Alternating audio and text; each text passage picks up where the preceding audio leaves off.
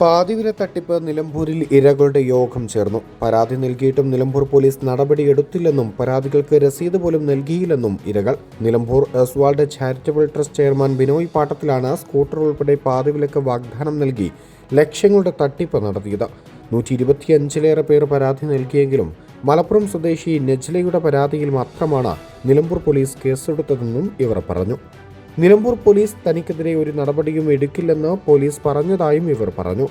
ഇപ്പോൾ കേസ് ക്രൈംബ്രാഞ്ചിന്റെ മേൽനോട്ടത്തിലാണെന്ന് പറഞ്ഞ് നിലമ്പൂർ പോലീസ് കൈയൊഴിയുകയാണെന്നും ഇവർ പറയുന്നു. സ്കൂട്ടർ, ലാപ്ടോപ്പ്, തയ്യൽ മെഷീൻ, സൈക്കിൾ എന്നിവയുടെ പേരിലായിരുന്നു തട്ടിപ്പ്. News thread 24 Nilambur. ഇങ്ങനെ ഫോണിൽ പരസ്യം കണ്ടാണ് പൈസ അടക്കാൻ വന്നത്. അപ്പോൾ വീട്ടിൽ നിന്ന് പറഞ്ഞ് ഇങ്ങനെ ഒരു സ്ഥാപനം തന്നെ ഉണ്ടോ എന്ന് പോയി അന്വേഷിച്ച് നോക്കിയിട്ട് എൻ്റെ വീട് മുക്കാണ്. അപ്പോൾ അവിടുന്ന് ഞാൻ ഇവിടെ നേരിട്ട് ഓഫീസിൽ വന്ന് ഞങ്ങൾക്ക് സ്ഥാപനം ഉണ്ട് എന്ന് ബോധ്യമായപ്പോൾ വീട്ടിലുള്ളവർക്കൊരു വിശ്വാസം ഉണ്ടായിരുന്നില്ലേ. പിന്നെ എൻ്റെ ഒരു നിർബന്ധത്താൽ ഞാൻ ക്യാഷ് അടിച്ചന്ന് പകുതി പൈസ അടിച്ചിട്ടുള്ളൂ. പിന്നെ ഇയാൾ പിറ്റേന്ന് വിളിച്ച് എത്രയും പെട്ടെന്ന് പൈസ അടക്കണം, എന്നാണ് ലാസ്റ്റ് ഡേറ്റ് പറഞ്ഞ് പിറ്റേ ദിവസം പൈസ അടിച്ച്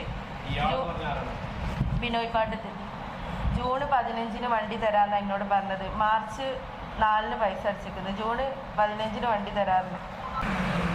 ഞാൻ ഇരയല്ല, ആരും പറയാം. ഇരകൾക്ക് വേണ്ടി നിയമസഹായം ചെയ്യാൻ വേണ്ടി ഞങ്ങൾ പൗരാവകാശ പ്രവർത്തകർ ഞങ്ങൾ ഇവരെ വിഷയം ഏറ്റെടുത്ത് വന്നതാണ്.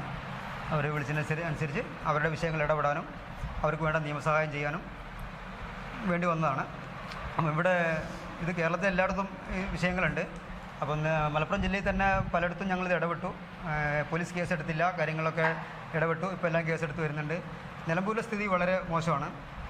ഇവരുടെ അടുത്ത് കാശ് വാങ്ങിയിരിക്കുന്ന ബിനോയ് പാട്ടത്തിൽ എന്ന വ്യക്തിയെക്കുറിച്ച് യാതൊരു അറിവില്ല, പോലീസ് അന്വേഷിക്കുന്നില്ല.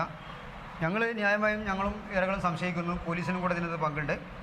കാരണം ഇവരെ വഞ്ചിച്ചത് നമ്മുടെ ഭരണകൂടത്തിൻ്റെ ആൾക്കാരായ പോലീസും അതുപോലെ തന്നെ നിലമ്പൂർ സ്ഥലം MLA യും അതുപോലെ നഗരസഭാ ചെയർമാൻ ഇവരെല്ലാവരും കൂടി പൊതുപരിപാടി നടത്തി ഇവർക്ക് അനുകൂലമായിട്ട് ഇവരെ വായ് തോരാതെ ഇവർക്ക് അനുകൂലമായി പ്രസംഗിച്ച് അവരും കൂടെയാണ് ഇവരെ വെട്ടിലാക്കിയത്. ഇന്നും ആ CI തന്നെയാണ് ഇവിടെ ഇരിക്കുന്നത്. ആ CI തന്നെ ഈ കേസ് അന്വേഷിക്കുന്ന വിരോധാഭാസം കൂടെ ഇവിടെ ഉണ്ട്.